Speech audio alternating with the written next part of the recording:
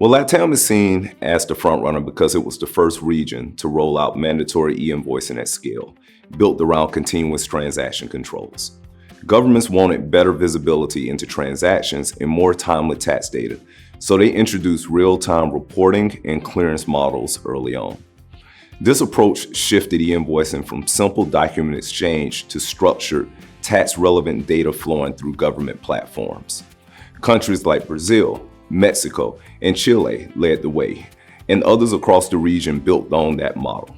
Today, e-invoicing is fully embedded in day-to-day operations, while many other regions are still catching up.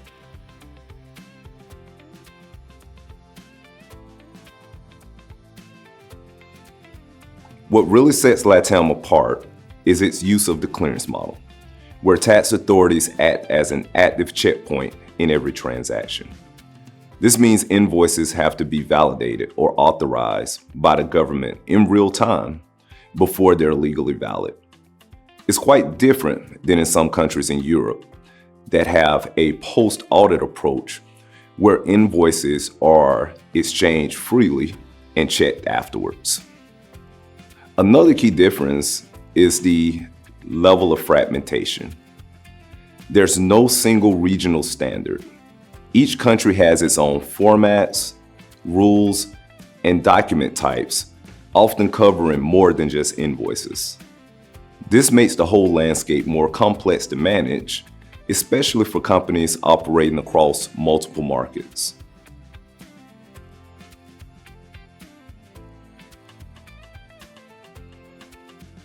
E-invoicing mandates create cross-functional pressure that no single team can absorb alone. Finance has to take an extra data validation and reconciliation work, with invoice rejections directly threatening cash flow. IT has to continually build and maintain government integrations and ERP adaptations as new regulations are released.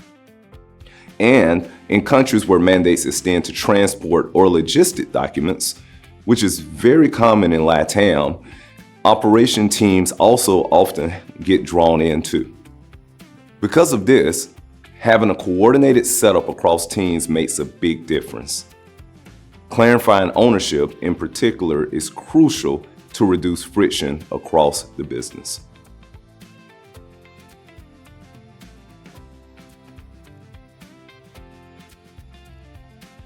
The key is to treat LATAM not as isolated country projects, but as a single compliance capability built on shared data model, one that absorbs country-specific formats, clearance protocols, and document types, like transport documents, without a full build each time.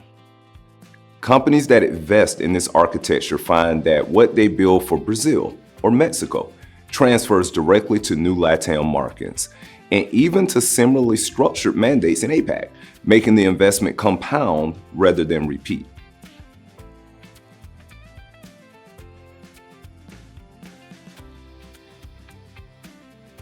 When entering or expanding in LATAM, a lot of multinationals underestimate how complex the dynamic the region is.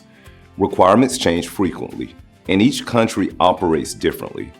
Treating e-invoicing as a one-time project or relying on local fixes often creates problems later, especially when scaling across multiple markets. A more effective approach is to plan for change from the start and build with scale in mind.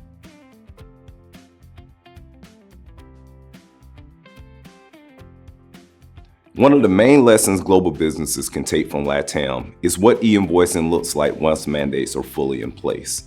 That compliance works best when it's built into the transaction, not added on top of it.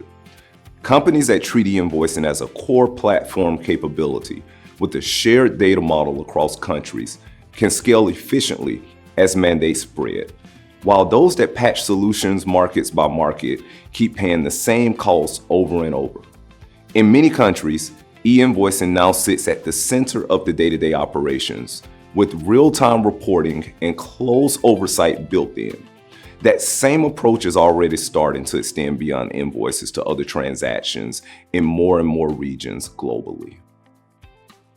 Not only does LATAM make clear that e-invoicing regulations are just the start of the broader shift in how business transactions are handled, but also that the companies that prepare early will be in a much stronger position as requirements continue to expand.